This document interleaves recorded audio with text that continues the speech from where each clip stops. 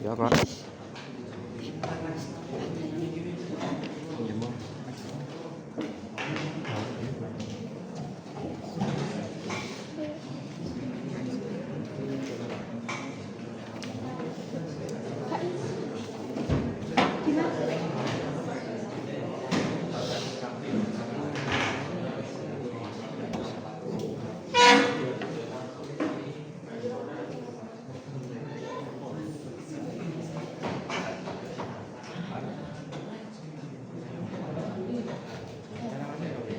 Hadir.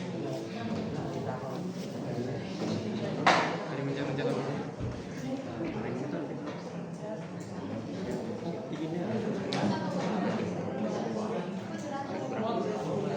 Kelompok 3. Moderator dari kelompok 3. Kelompok 3 mana? Ini pin kelompok moderator sama pin. Bantu aja Mas. Siap. Bisa moderator. Paulil. Paulil masih Paulil. Ini anak ganteng. Ya, silakan. Anak ganteng.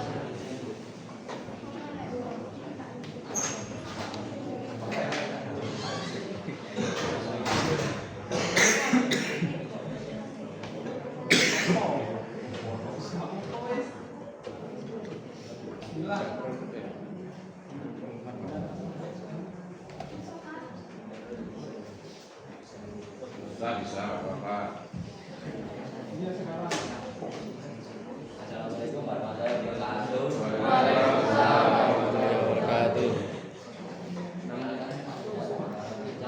Saya sebagai moderator. Di sini saya akan menjadi moderator kelompok 2.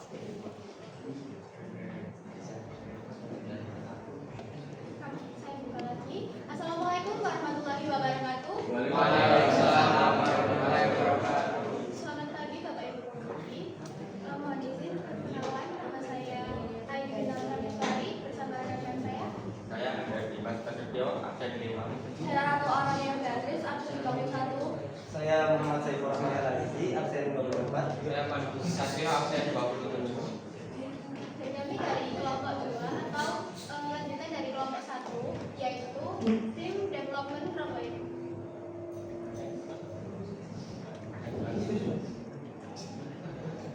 Latar belakang dari produk kami adalah karena diperlukan media pembelajaran yang lebih maju seperti mengikuti era digitalisasi, yaitu seperti dengan memanfaatkan robotika, sehingga kami dan itu bekerja sama untuk mengembangkan produk-produk yang bisa menjadi media pembelajaran bagi pelajar di usia sekolah dasar maupun sekolah menengah pertama.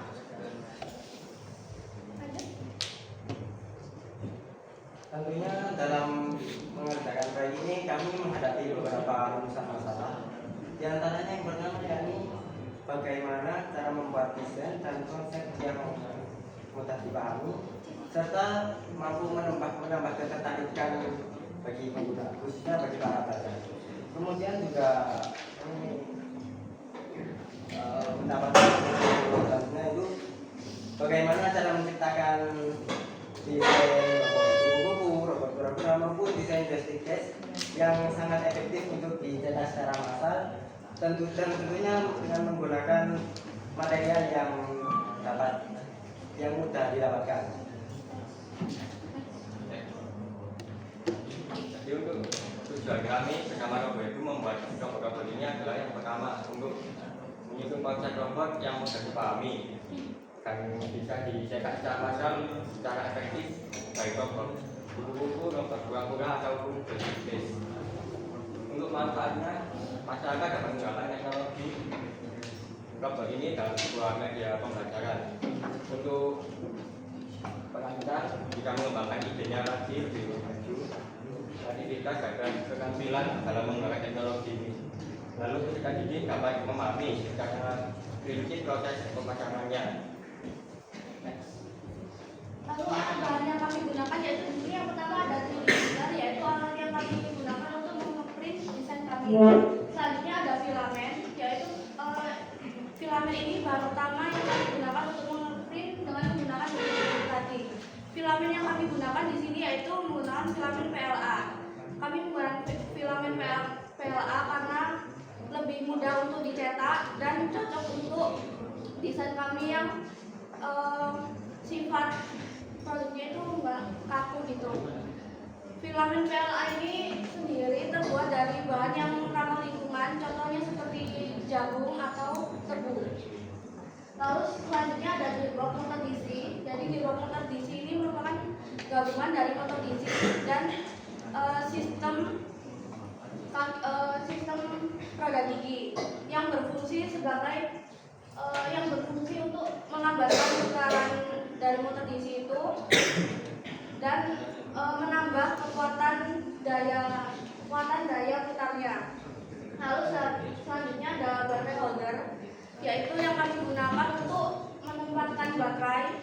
Baterai holder ini berfungsi untuk kami melepas, mengganti, dan memasang baterai lebih mudah agar tidak perlu menyolder. Lalu selanjutnya ada baterai AA yang kami gunakan untuk memberi energi pada robot kami. Selanjutnya ada device yang kami gunakan untuk mendesain robot kami dan joystick case. Lalu selanjutnya ada saklar yang kami gunakan untuk menyalakan dan mematikan robot kami.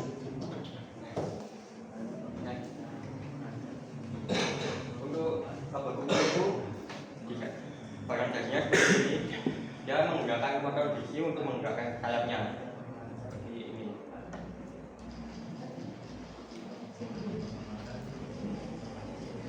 Produk ini menggunakan baterai AA 2 piece dan disambungkan ke gearboxnya.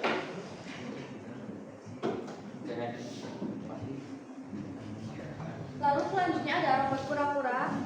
Di sini kemarin yang ujian kemarin tuh sebenarnya robot saya namanya robot kaki dan tangan. Namun agar lebih menarik dan memiliki identitas juga, jadi saya menambahkan kepala kura-kura. Untuk cara kerjanya, ini saklarnya dinyalakan, nanti robotnya akan jalan.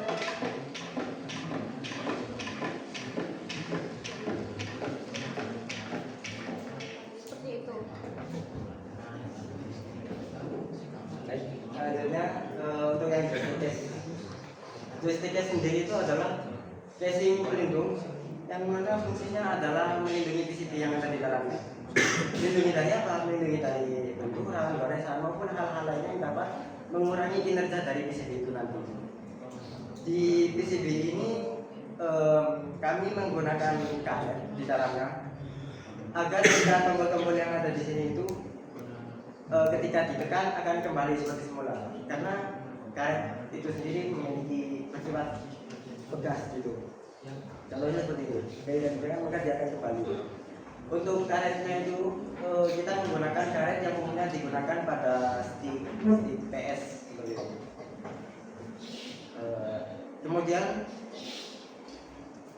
untuk merapatkan kedua bagian joystick ini, baik yaitu bagian depan dan belakang, kami menggunakan bantuan skru atau bolt. Mungkin begitu saja untuk yang joystick. Yes. Selanjutnya adalah rangkaian blok ya. Yang pertama yaitu robot kuku. Untuk robot kuku kita harus di sekitar 50.000, kemudian apabila harus dikomersilkan, kami akan menjualnya dengan harga 70.000. Kalau untuk robot kura-kura di sini kami habis sekitar 32.800. Lalu jika akan dijual, kami akan menjual sekitar 50.000. Untuk anggaran biaya dari joystick case sendiri, kami menggunakan filamen PLA dan sprue untuk memasang bagian depan dan belakang. Untuk total dari harga anggaran biaya yang kami dapatkan itu berjumlah 19.000. Lalu untuk harga jualnya sendiri kita menjual dengan harga 26.000.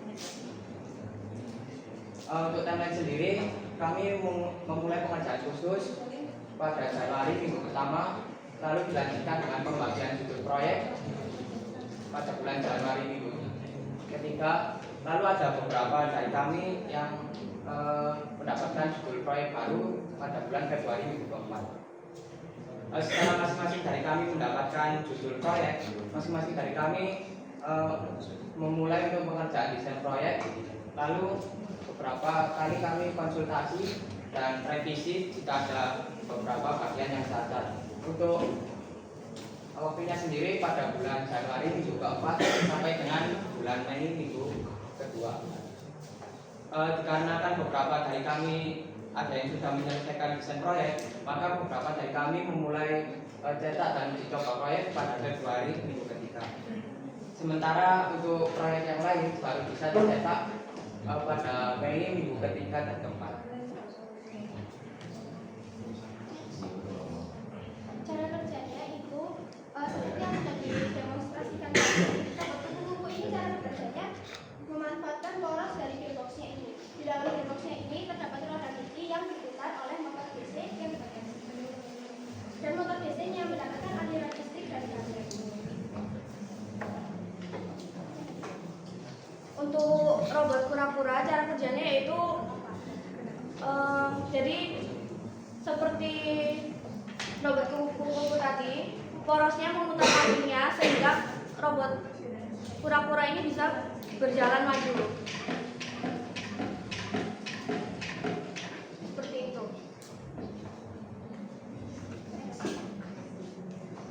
Sekian dari kami. Apakah ada yang ingin ditanyakan kepada Ibu Kunci? Iya,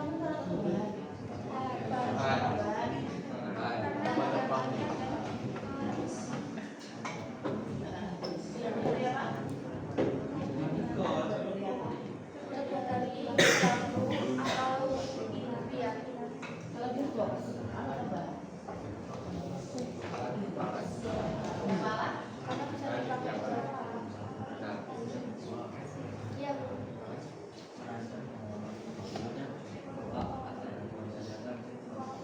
Bu, nggak aku penasaran nama-nama robot kamu. Rata-rata sih hewan, animal. Ini kalau saya lihat ini sifatnya saran, bukan pertanyaan sih sebenarnya.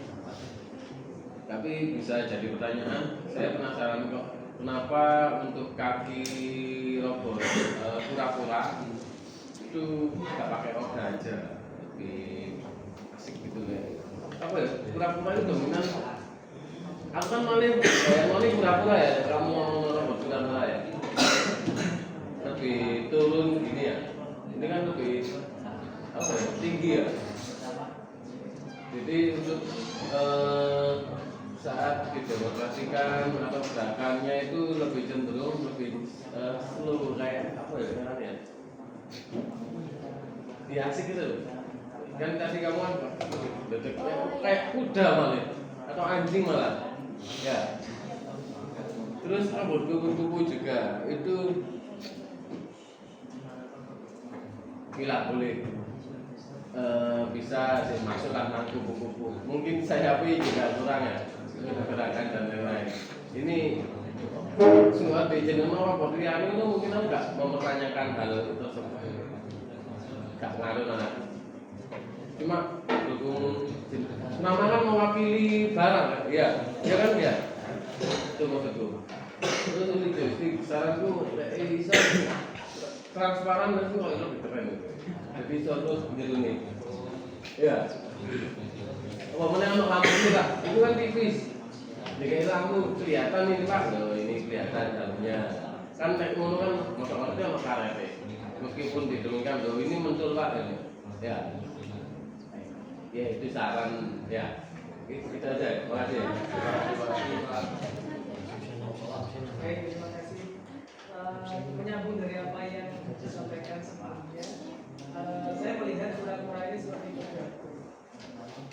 Kalaupun misalnya, tapi saya tidak menyarankan kakinya seperti itu. Bagaimana mengkonsep dia jalannya pelan? Apakah nantinya memang memakai roda, ataukah kita mencari openingnya yang pelan? Sama seperti kelompok sebelumnya, saya ingin ada revisi di kura-kura ini. Mungkin nanti untuk target-targetnya seperti yang Bapak Supaya juga begitu, nanti hasil revisi akan disampaikan Pak Anggoro berapa lama revisinya, karena nanti barangkali menjadi ini ya pertimbangan nilai apakah nanti menyelesaikan revisi ini tepat atau tidak. Nah nanti di sisi pura-pura nanti bisa direvisi bagian kakinya, biar nanti melacak bahwa ini benar-benar pura-pura bukan kuda. Kemudian untuk kuku saya rasa juga betul, penamaan itu menggambarkan kuda. Kemudian dari sisi mekaniknya sudah oke. Kayak saja di bagian sayap ya. Ini nanti ini dari bahan apa sayapnya? Sayapnya pakai sementara untuk bagian ini kita pakai kertas bukalon dulu karena bagian kerangka sayapnya ini lumayan rapuh Pak, jadi harus merampung bahan yang ringan. Baik, nanti juga sama revisinya adalah di bagian sayapnya. Kemudian saya tertarik tadi yang terakhir tentang case yang ada lampunya.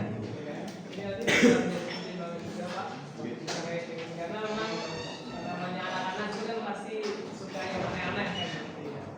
Mungkin itu saja saran saya. Untuk yang kedua ini nanti termasuk kelompok yang sebelumnya yang revisi tadi, saya akan koordinasi dengan Pak Anggoro terkait dengan timeline revisi sampai hari berapa. Itu kita akan silakan. Terima kasih Pak. PPT pertama. PPT pertama. Oh iya. Oh yang tujuan. Kita belakang. Kita yang mana?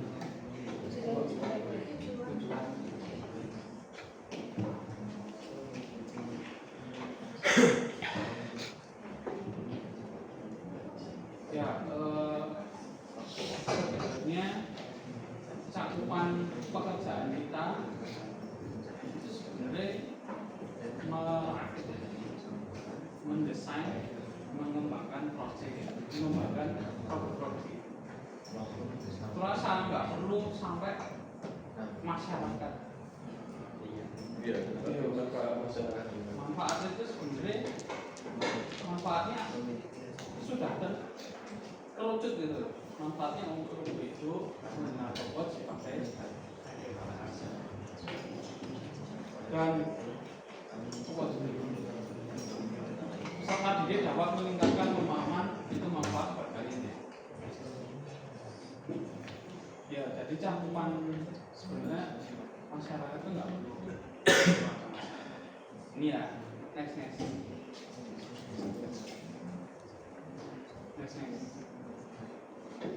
Di joystick tadi. Nah, joystick ini sebenarnya nggak cuman untuk kurasa melindungi itu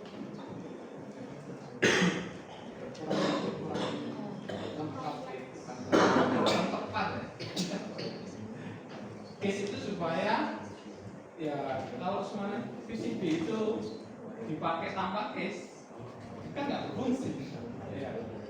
Dengan adanya case ini PCB itu bisa berfungsi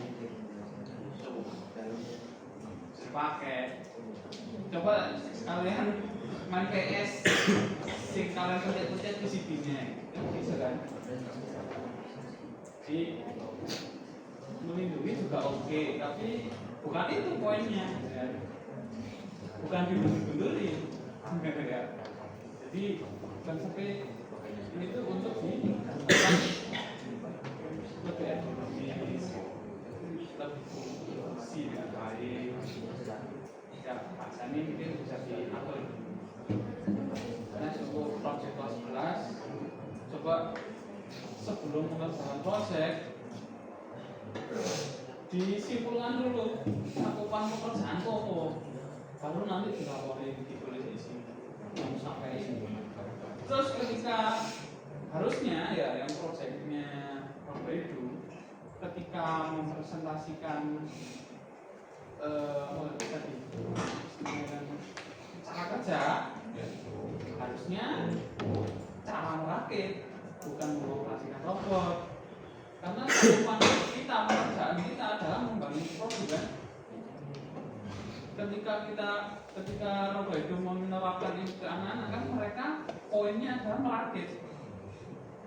Ketika ngejalanin itu anak-anak senang dengar. Poinnya adalah merakit. Jadi ketika kalian harus sih cara kerja itu menunjukkan cara merakit. Kalian mau merakit di situ. Untuk yang sebelumnya ini yaitu catatan buat saya nanti kalau ada hasil penilaian. Jadi ketika ada proyek dari seperti lagi, ini seperti